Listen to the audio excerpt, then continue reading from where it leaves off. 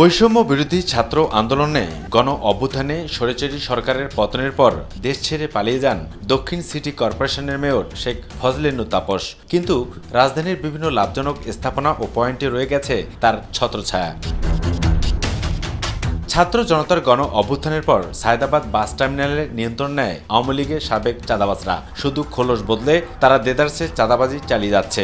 চলতি বছরের 31 জানুয়ারি থেকে 1 বছরের জন্য টার্মিনাল ফি, টয়লেট, গোসলখানা ব্যবহার ও গাড়ির ধৌতকরণ ফি এবং কুলি মজুর আদায়ে হিমাচল গোল্ড লাইনের মালিক আফতাব উদ্দিনের অনুকূলে ইজারা দেয় সিটি কর্পোরেশন। কিন্তু বৈষম্য বিরোধী আন্দোলনের পরও ইজারাদাররা চাঁদাবাজদের কারণে রাজস্ব আদায় করতে পারছে না।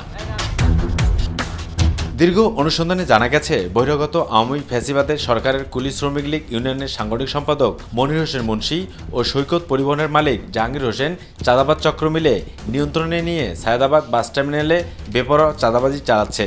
আর এতে টার্মিনালে অস্থিরতা সৃষ্টির পাশাপাশি বঞ্চিত হচ্ছে বৈধ ইজারাদাররা। আর এই বিষয় নিয়ে অভিযুক্তদের সাথে মুঠোফোনে কথা বললে তারা জানান, যেদিকে সুবিধা সেদিকেই থাকেন তারা। এ সময় হুমকিও প্রদান করা হয় এই প্রতিবেদককে। এক সময় পাল্টাতে থাকে তাদের বক্তব্যের ধরন। আমি তো আপনারা আগে বলছি যে আমি কাজ করবো, 100 টাকা কাম করবো, আপনি 50 নেবেন, আমি 50 নেব। আমরা শ্রমিক। এখন যদি বিএনপি আসে, আমার ওই বিএনপি যে এখানে নেতৃত্ব দেয় তার সাথে থাকতে হয়।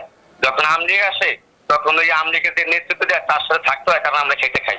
কথা বলা কি সম্ভব হবে? আমি একটু হাতটা ফ্রি না হবে, আমি আপনাকে ডেট করতে চাই।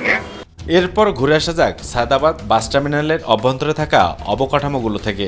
এখনও চলছে চাঁদা আদায়। তবে কে তুলছেন চাঁদা সেটার বর্ণনা দেন ভুক্তভোগীরা। এখানে যারা ব্যবসা করে সব নিরহ, বিভিন্ন দেশের। আর দ্বিতীয় কথা, টার্মিনাল যারা পরিচালনা করে তাদের ছত্রছায়া কিছু লোক থাকে। তাদের ইচ্ছা জিনিসগুলো যদি আপনি পূরণ না করেন, নেক্সটে তারা যে কোনো উশিলায় ওই ব্যবসার উপরে তারা হামলা চালায়।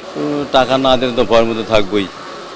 টাকা দিলে তো মনে করেন ভয় ভিতরে থাকি না। তখন তো 15-20 জন 40 জন আইব, বাস ঠেক দিয়ে মারি হালাচি চলে যাব। তখন তো মিডিয়া থাকবে না, পুলিশ থাকবে না, র্যাব থাকবে না। আপনার থেকে আমি ভাড়া নিয়েছি, আপনি ডেলি বছর আজকে আসতেন, বস ভাড়া হয়ে যেতেন। এখন মনে আগে নিলেন, নতুন করে আবার বস নিতে আসেন। চিহ্নিত আমলিকপন্থী ছিল। এখন আমরা কার নাম বলবো, অনেকেই তো ছিল।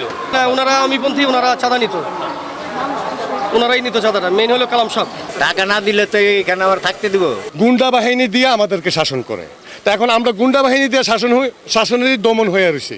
আমাদের কোনো কেউ এই অধিকারটা নাই আমাদের।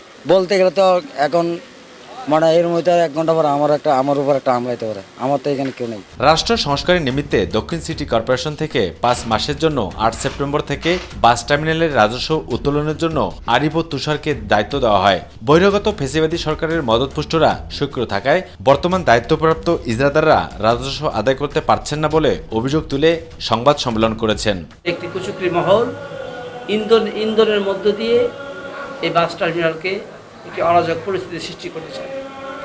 তাই আমরা তাদের বিরুদ্ধে ন্যায়ের পক্ষে, রাষ্ট্রের পক্ষে, সরকারের পক্ষে রাষ্ট্রীয় কর আদায়ের জন্য আমরা অবিচল এবং অটুট থাকব। সায়দাবাদ থেকে ফিরে আবু সাদপু, মাই টিভি।